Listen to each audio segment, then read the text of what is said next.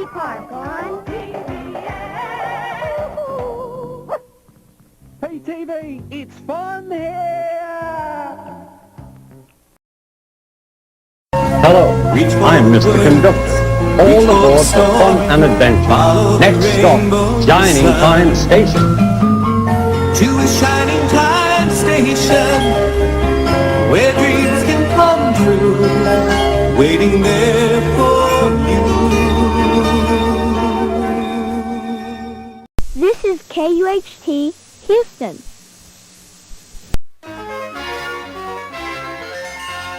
Funding for this program was provided in part by the Corporation for Public Broadcasting and by the financial support of viewers like you. Reach for the speed, reach for the whistle, go where the rail may run. Reach for the words, reach for the story, follow the rainbow sun.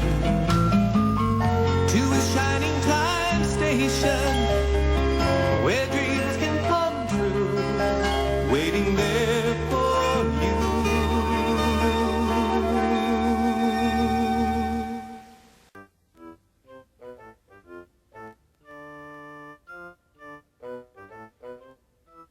Okay, now I've saved the best for last. I'm going to show you the inside of the station.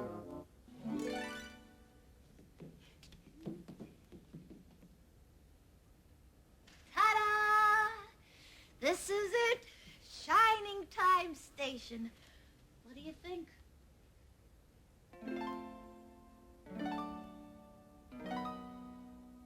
It's, nice. Yeah, it is, isn't it? But I'm going to let you in on a little secret. There's just something about this place. Come on, I'll show you around. Now, this is what we call the information desk. This is where folks come to find out, what time the trains run and where they're headed. Do you think you'd like to work behind that desk? Go on, give it a try. Let me see what you look like. Oh, wait, step up there. Ah, that's more like it.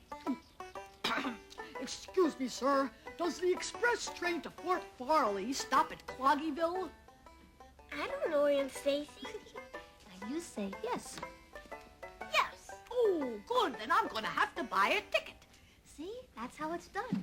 In order to ride the train, you have to have a ticket, and this is where we sell them. Oh, excuse me, sir. May I please buy a one-way ticket to Cloggyville?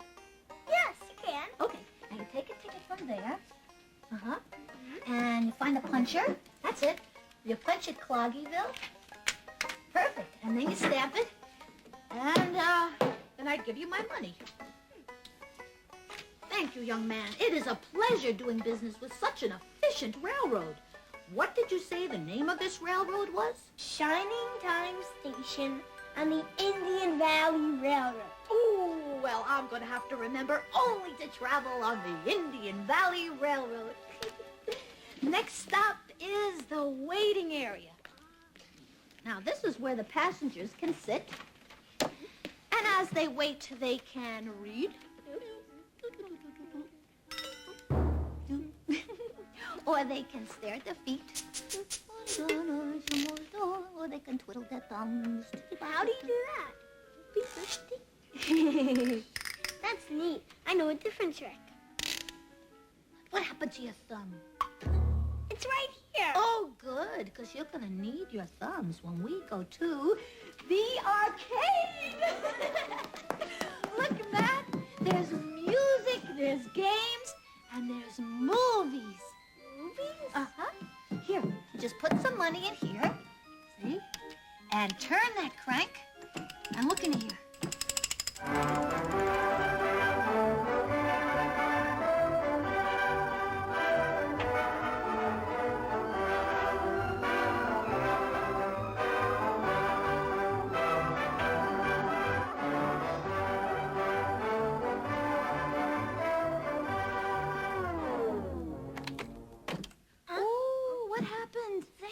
Came off. Oh, it probably just needs a little glue. I'll fix it later. So, this is quite a place, isn't it? Yes, but it's different than I thought it'd be. Oh, I bet I know what you want to ask me.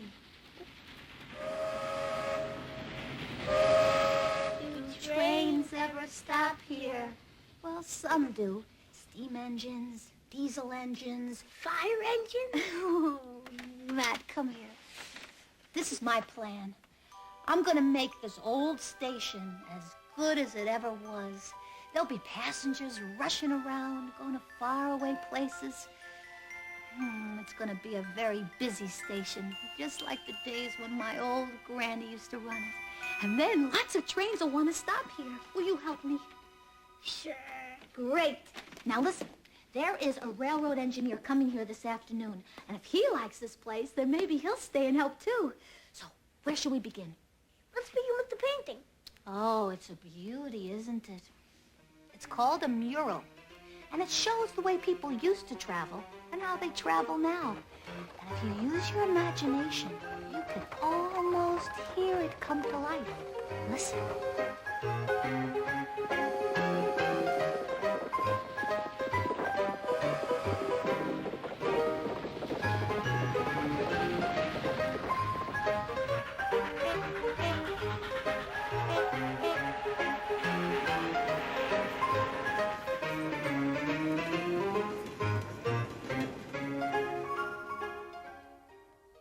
Okay, let's get started. Do you know what we need? We need some music to work by. Put that nickel in the jukebox, okay?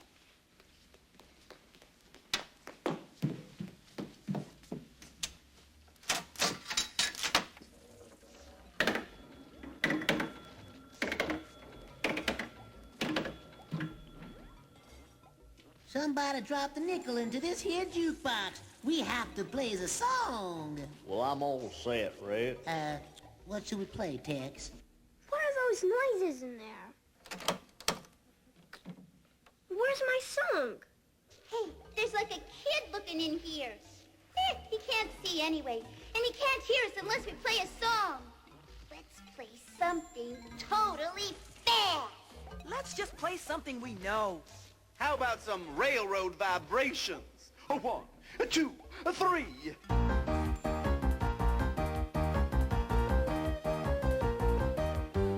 Oh, I've been working on the railroad all the livelong day. I've been working on the railroad just to pass the time away. Don't you hear the whistle blowing? Rise up so early in the morning. I did. Don't you hear the captain shouting? Dinah, blow your horn. Who's Dinah? Dinah, won't you blow? Dinah, won't you blow? Dinah, won't you blow your horn? She's a horn player. Dinah, won't you blow? Dinah, won't you blow? Dinah, won't you blow your horn? Someone's in the kitchen with Dinah. Someone's in the kitchen, I know. Ow! Someone's in the kitchen with Dinah. Strumming on the old banjo, singing a fee by Billy-I-O, fee by Billy-I-O, fee by Billy-I-O, strumming on the old banjo. Oh, I've been working on the railroad. I've been working, yeah. I've been working on the railroad. I like it like this, Rise up so girlfriend. early in the morning. Oh, I'm gonna go get some clean water. Here, you missed a spot. It's the window over here. You did the others, so don't miss this one. That's a good lad. Can't do a job halfway. What's worth doing is worth doing well, I say. And that goes double when you're doing my windows, because they're double paned. A pane in the neck and a pane to clean. Do you know what I see when I look at that clean window? No. The inside of the switch house. What else would I see? Well done, lad. What's your name? Matthew. Or is it Matthew? And you may call me Mr. Conductor. Well, you're a good worker. You know who'd like you? my friend Thomas. Does Thomas living there with you? Dear me, no. Thomas is a steam engine, and he lives on the island of Sodor. You are interested in trains, aren't you? Yes, sir. Splendid. Then I'll tell you a story about my friend Thomas. You do like stories, don't you? Oh, yes. Very well, but first I have to find my whistle. Ah, here we go. Thomas is a tank engine who lives at a big station on the island of Sodor. He's a cheeky little engine with 6 small wheels, a short stumpy funnel, a short stumpy boiler, and a short stumpy dome.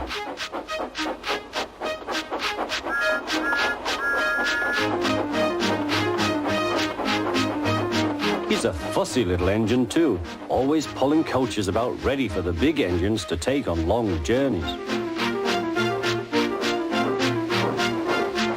And when trains come in, he pulls the empty coaches away so that the big engines can go and rest.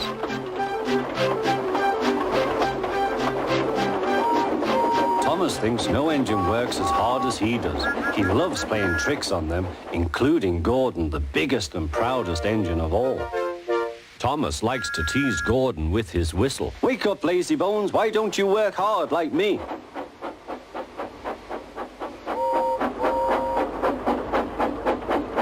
One day after pulling the big express, Gordon had arrived back at the sidings very tired. He was just going to sleep when Thomas came up in his cheeky way. Wake up, lazy bones, do some hard work for a change. You can't catch me. And off he ran laughing. Instead of going to sleep again, Gordon thought how he could get back at Thomas. One morning, Thomas wouldn't wake up. His driver and fireman couldn't make him start. His fire went out and there was not enough steam. It was nearly time for the express. People were waiting, but the coaches weren't ready. At last, Thomas started. Oh dear, he yawned. He fussed into the station where Gordon was waiting. Hurry up, you, said Gordon. Hurry yourself, replied Thomas. Gordon, the proud engine, began making his plan to teach Thomas a lesson for teasing him. Almost before the coaches had stopped moving, Gordon reversed quickly and was coupled to the train. Get in quickly, please, he whistled. Thomas usually pushed behind the big trains to help them start, but he was always uncoupled first. This time, Gordon started so quickly they forgot to uncouple Thomas. Gordon's chance had come.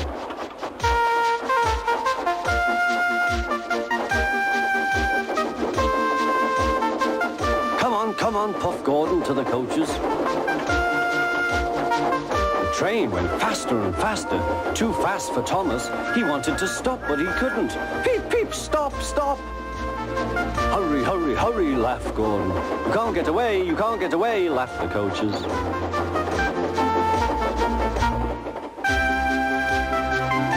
Poor Thomas was going faster than he had ever gone before. He was out of breath and his wheels hurt him, but he had to go on. I shall never be the same again, he thought sadly. My wheels will be quite worn out.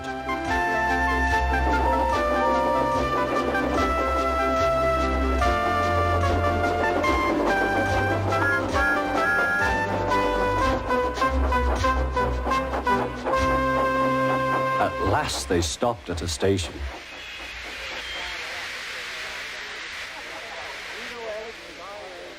Thomas was uncoupled, and he felt very silly and exhausted.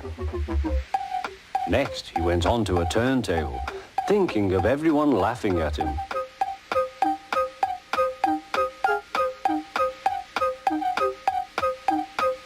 And then he ran onto a siding out of the way. Well, little Thomas, chuckled Gordon, now you know what hard work means, don't you? Poor Thomas couldn't answer. He had no breath. He just puffed slowly away to rest and had a long, long drink. Maybe I don't have to tease Gordon to feel important, Thomas thought to himself, and he puffed slowly home. Thomas got a little carried away with himself. It can happen to the best of us. Whoops, I must be going. Goodbye, Matt. I'll speak to you soon. And don't forget those corners. And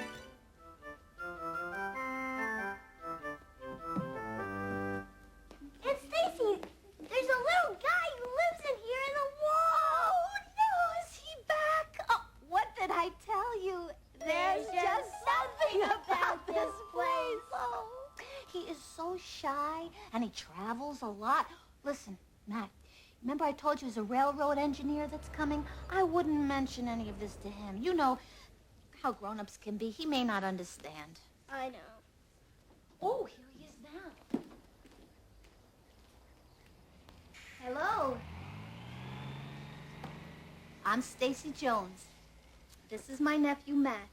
How do you do? This is my granddaughter, Tanya. And my name is Henry Cupper, locomotive engineer and master mechanic. You can call me Harry. Well, welcome, Tanya. Welcome, Harry, to Shining Time Station. Well, we hope will be the best train station on the Indian Valley Railroad.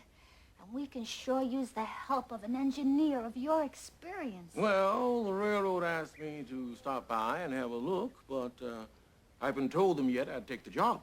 Oh, of course. Well, why don't I show you the station? Matt, would you mind showing Tanya around? Okay, thanks. Let's start out here. You want to meet the little guy who lives in the wall? There's a little guy who lives in the wall. He's about this big. He's a conductor. Hey, Mr. Conductor! Hello, come on out. Are you hello, please come out. That's a picture. There's no little guy in there. Oh, yes, there is. Hey, what's that? They play movies in there. Oh, sure. It needs glue. It needs a pen.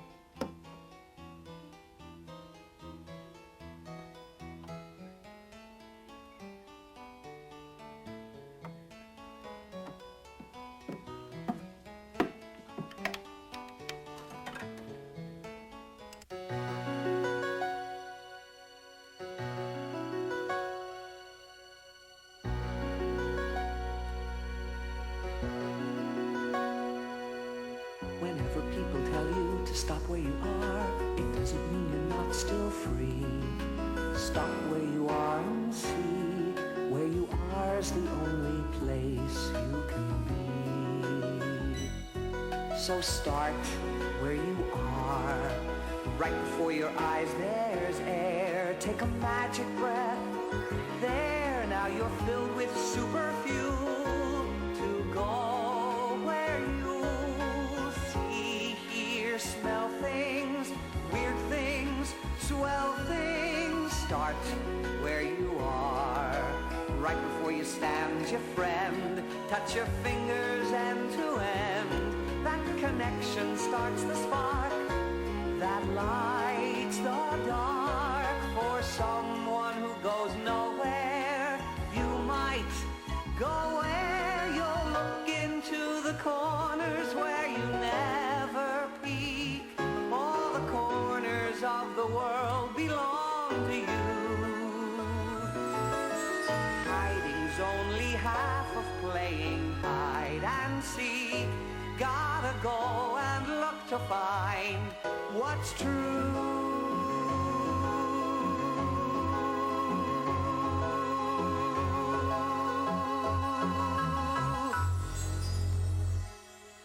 Start where you are. Take a magic breath, touch hands. Now you're touching magic lands, and the journey's never far. 'Cause things are stirring, fizzing, whirring, whizzing, beating, darting, meeting, parting, starting wherever you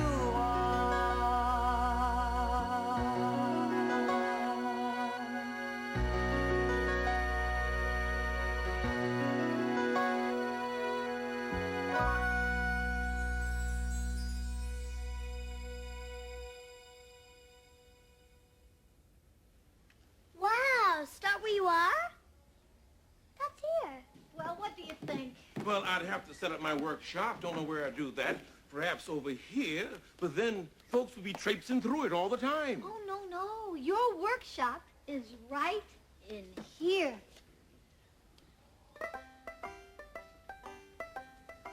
I've never had my own workshop before. I've always had to share. But of course, I'd want to make some changes, put everything in its proper place. Oh, no, son, please don't touch that. Those are my railroad tools. You can hurt yourself. This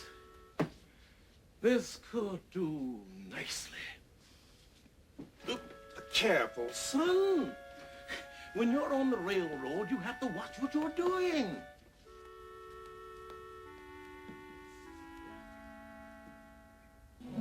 If you've come back to clean the windows, they haven't had a chance to get dirty.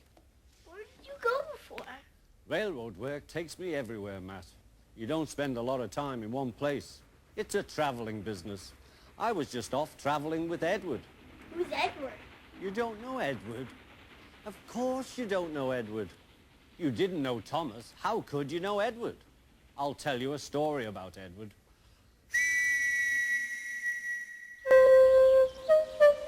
One day, Edward was in the shed where he lived with the other engines.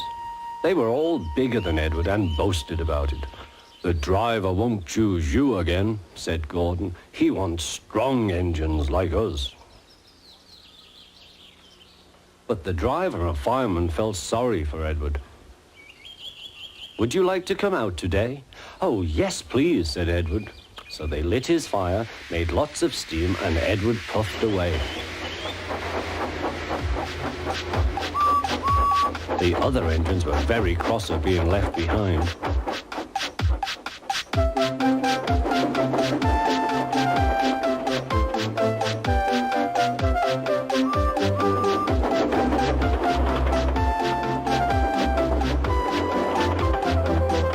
Edward worked hard all day.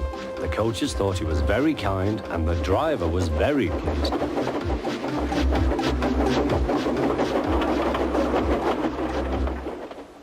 "I'm going out again tomorrow," Edward told the other engines that night. "What do you think of that?" But he didn't hear what they thought, for he was so tired and happy that he fell asleep at once. Next morning, Edward woke up to find nothing had changed. Gordon was still boasting. "You watch me, little Edward, as I rush through with the express. That will be a splendid sight for you. Goodbye, little Edward. Look out for me this afternoon."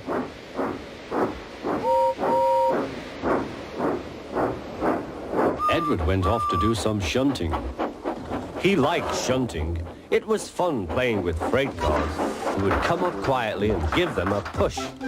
Then he would stop and the silly freight cars would go bump into each other. "Oh," they cried, "whatever is happening?"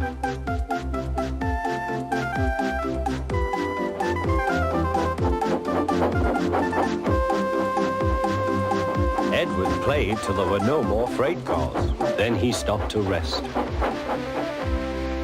Presently, he heard a whistle. Gordon was very cross. Instead of nice shining coaches, he was pulling a very dirty freight train. "A freight train, a freight train, a freight train," he grumbled. "The shame of it, the shame of it, oh, the shame of it." Edward laughed and went to find some more freight cars. Then there was trouble. "Gordon can't get up the hill," the porter called to Edward's driver. "Will you take Edward and push him, please?" They found Gordon halfway up and very cross. His driver and fireman were talking to him severely. "You're not trying." "I can't do it," said Gordon. "The noisy freight cars hold an engine back so." Edward's driver came up. "We've come to push." "No use at all," said Gordon. "You wait and see," replied Edward's driver. They brought the train back to the bottom of the hill.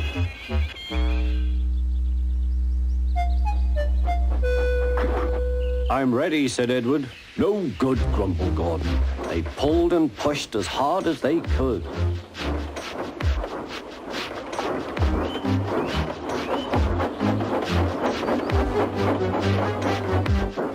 I can't do it. I can't do it. I can't do it, puffed Gordon. I will do it. I will do it. I will do it, puffed Edward. Edward pushed and puffed and puffed and pushed as hard as ever he could. And almost before he realized it, Gordon found himself at the top of the hill. I've done it. I've done it. I've done it, he said proudly. He forgot all about kind Edward and didn't say thank you. Edward was left out of breath and far behind, but he was happy because he had been so helpful. At the next station, he found that the driver and fireman were very pleased with him. The fireman gave him a nice long drink, and the driver said, I'll get out my paint tomorrow and give you a beautiful coat of blue with red stripes. Then you'll be the smartest engine in the shed. And the very next day, he did get a new coat of paint. You're good at small jobs, and you know what a big help that can be. Did they paint him blue? He's talking to the wall, isn't he? Oh. Is he all right? Sure, he's fine. Matt, you know how kids are. Matt? Are you going to come and work at Shining Time Station? Well, Harry, I mean, Mr. Cupper hasn't made up his mind yet.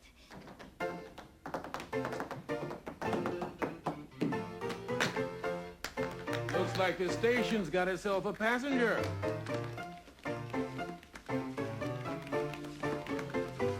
May I help you, sir? Yes, a one-way ticket to Leaping Log, Alabama, please. Strange sort of fellow, isn't he?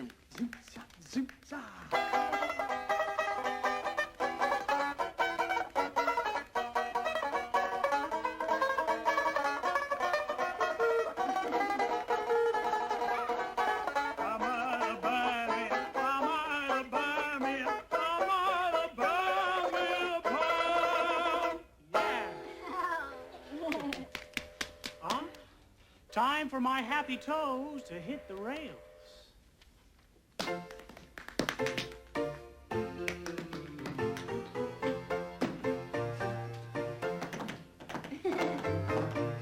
Well, I guess this isn't the kind of place you're used to. Nope, I'm used to things being a lot more serious.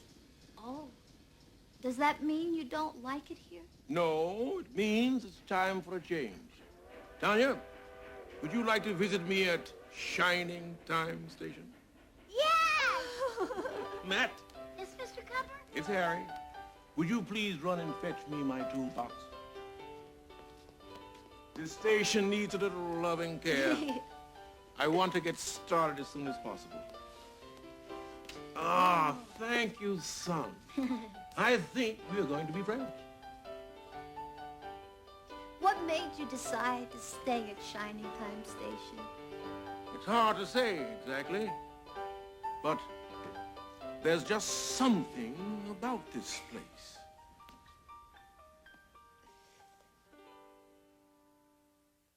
Reach for the speed, reach for the whistle, go where the rail may run. Reach for the words, reach for the story, follow the rainbow sun.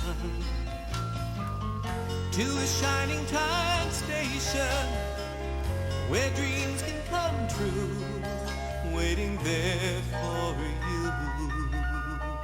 So much to see, so far to travel, so much to learn to know.